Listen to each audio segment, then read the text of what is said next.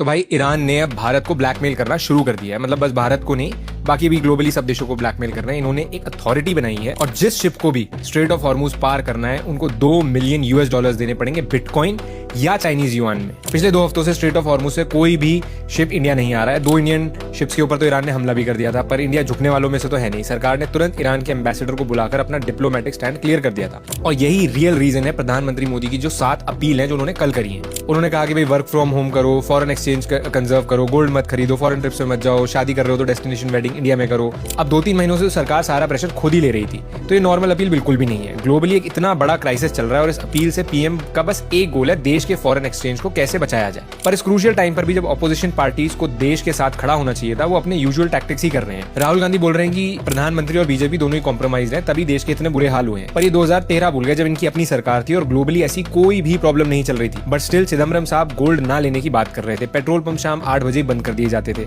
अब सिंपल सी बात है, तुम किसी भी पार्टी को सपोर्ट करते हो या किसी भी आइडियोलॉजी को सपोर्ट करते हो, at the end of the day हो तो एक इंडियन ही।